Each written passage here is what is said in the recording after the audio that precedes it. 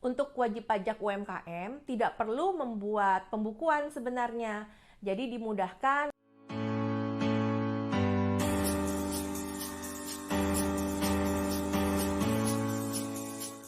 Halo Bapak Ibu dan teman-teman semuanya, bertemu lagi dengan Christine Chen pada podcast TERC FEB UI. Pada kesempatan kali ini, saya ingin membagikan informasi mengenai kewajiban administrasi perpajakan untuk UMKM. Bapak Ibu, kewajiban administrasi untuk pajak UMKM yang pertama adalah menyangkut pendaftaran, kemudian yang kedua penghitungan pajak, yang ketiga pembayaran, dan yang keempat adalah pelaporan pajaknya. Nah, kita akan bahas satu-satu, namun untuk penghitungan pajak ada di video yang lain. Kali ini kami akan membahas hanya untuk pendaftaran, pembayaran, dan pelaporan pajak UMKM. Baiklah, kita masuk ke bagian yang pertama, yaitu tentang pendaftaran. Bagaimana tahapan yang harus dilakukan ketika Bapak Ibu atau teman-teman ingin menjadi wajib pajak? Yang pertama, tentu saja mendaftarkan diri untuk memperoleh NPWP apabila Bapak Ibu sudah memenuhi ketentuan subjektif dan juga objektif. Kemudian, Bapak Ibu harus menghitung pajak yang harus dibayar sesuai dengan kegiatan usaha dari Bapak Ibu semuanya.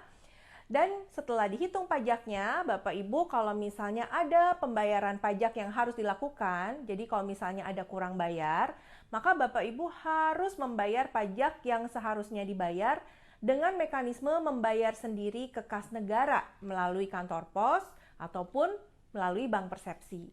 Dan yang terakhir, ketika Bapak Ibu sudah menghitung, kemudian ada yang kurang bayar, kemudian dibayar, sesudah melakukan itu semuanya, Bapak Ibu memiliki kewajiban untuk melaporkan seluruh kegiatan yang Bapak Ibu lakukan dalam bisnisnya Bapak Ibu ke dalam SPT. SPT itu adalah surat pemberitahuan, baik itu masa maupun tahunan sesuai dengan kondisi yang sebenarnya. Nah, untuk pertama kali, apa yang harus dilakukan pada saat usaha Bapak Ibu baru dimulai nih ceritanya pertama kali? Yang pertama tentu saja Bapak Ibu harus memiliki NPWP. Apa itu NPWP?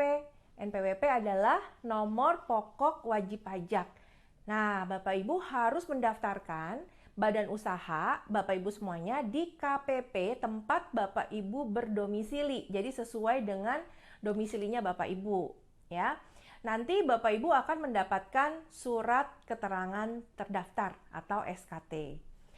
Selanjutnya, bagaimana caranya mendaftarkan NPWP apabila misalnya Bapak Ibu tidak bisa nih mengunjungi KPP tempat usaha berdomisili? Nah, sekarang dimudahkan sekali Bapak Ibu, karena Bapak Ibu bisa mendaftar melalui pajak.go.id secara online. Jadi ada e-registration untuk mendapatkan NPWP. Jadi tidak usah Bapak Ibu misalnya harus susah-susah ke kantor pajak gitu ya. Nah, sekarang Bapak Ibu udah bisa mendaftar secara online. Nah, caranya bagaimana? Masuk ke pajak.go.id, kemudian Bapak Ibu klik tombol pendaftaran NPWP, lalu klik untuk membuat akun, kemudian siapkan alamat email untuk pendaftaran akun. Jadi Bapak Ibu harus bikin akun terlebih dahulu. Setelah memiliki akun, baru Bapak Ibu bisa melakukan proses pendaftaran dengan mengisi data-data pribadi mengikuti petunjuk yang sudah disediakan. Nah, selanjutnya sesudah proses pendaftaran dilakukan, maka Bapak Ibu akan mendapatkan nomor NPWP yang akan dikirimkan melalui email segera setelah pendaftaran Bapak Ibu itu sesuai ketentuan dan sudah disetujui. Demikian Bapak Ibu, jadi mudah sekali untuk mendapatkan NPWP. Nah, setelah mendapatkan NPWP, tentu saja Bapak Ibu harus menghitung pajak Bapak Ibu dalam bisnisnya itu berapa banyak penghasilannya, kemudian pajaknya berapa. Itu ada di video yang terpisah dari video ini. Nah, selanjutnya setelah Bapak Ibu menghitung pajak, apabila ada pajak yang masih harus dibayar, maka Bapak Ibu harus membayar. Lalu bagaimana cara membayar dan melaporkan pajak untuk UMKM? Yang pertama kita bahas mengenai pembayaran terlebih dahulu ya Bapak Ibu ya. Jadi untuk membayar pajak yang kurang bayar, pertama kali Bapak Ibu harus membuat kode billing. Ya, sekarang juga dimudahkan, semuanya bisa menggunakan e-billing. Jadi kita membuat kode billing dengan e-billing, kemudian Bapak Ibu harus membayar pajak UMKM-nya sesuai dengan nominal pajak yang harus dibayar, bisa melalui kantor pos maupun juga melalui bank persepsi. Dan juga bisa internet banking atau mobile banking. Jadi jangan takut Bapak Ibu, sekarang itu segalanya sudah dimudahkan. Kalau Bapak Ibu bisa melalui online, itu semuanya cepat. Jadi bisa dipilih apakah mau manual, ya Bapak Ibu pergi ke bank gitu ya untuk membayar, bisa juga melalui tadi yang saya sebutkan, internet banking atau mobile banking. Itu untuk membayar Bapak Ibu ya. Nah, sesudah proses pembayaran selesai, maka Bapak Ibu harus melaporkan pajak tersebut. Bagaimana caranya melaporkan pajak UMKM tersebut? Yang pertama tentu saja tadi saya sudah sebutkan menggunakan surat pemberitahuan. Nah, surat pemberitahuannya itu bisa menggunakan ISPT ya dengan form 1770. Kalau misalnya usaha Bapak Ibu ini usaha perseorangan, Bapak Ibu pakainya formnya 1770. Tapi kalau misalnya Bapak Ibu ini usahanya berbentuk badan, maka Bapak Ibu menggunakan form 1771.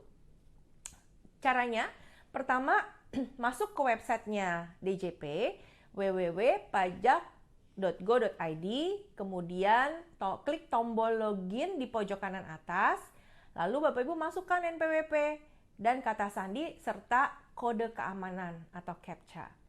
Kemudian pilih tab lapor dan klik pada ikon e-filing atau e-form. Lalu ikuti petunjuk yang disediakan. Nah, dalam proses pelaporan tersebut ya, Bapak Ibu memerlukan data-data. Jadi harus dipersiapkan terlebih dahulu ya Bapak Ibu ya. Ya, yang pertama adalah data peredaran bruto setiap bulan. Itu ada berapa totalnya. Kemudian juga data harta, data kewajiban itu juga perlu dilaporkan. Dan juga kalau misalnya Bapak Ibu memiliki penghasilan yang dikenakan PPh final atau yang bukan objek pajak, itu juga perlu dilaporkan. Jadi untuk wajib pajak UMKM tidak perlu membuat pembukuan sebenarnya. Jadi dimudahkan, Bapak Ibu hanya bisa menggunakan pencatatan, paling enggak peredaran brutonya sudah tahu gitu ya Bapak Ibu ya. Penghasilan yang dikecualikan juga Bapak Ibu sudah tahu. Kemudian yang dikenakan final juga sudah tahu. Nah, jika data-data itu sudah ada, maka Bapak Ibu sudah mulai bisa mengisi e-formnya dan nanti kita akan submit ya. Jadi kalau misalnya Bapak Ibu sudah melakukan hal itu, kewajibannya sudah selesai. Sudah pendaftaran, kemudian sudah menghitung, kemudian kalau ada pembayaran pajak Bapak Ibu bayar, dan akhirnya Bapak Ibu melaporkan.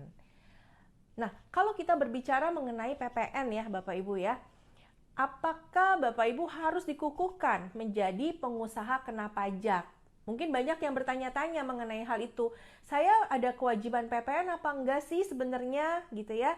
Nah, untuk UMKM yang beromset tidak lebih dari 4,8 miliar dalam 1 tahun ya Bapak Ibu ya, Bapak Ibu bisa memilih untuk dikukuhkan sebagai pengusaha kena pajak atau memilih menjadi pengusaha kecil.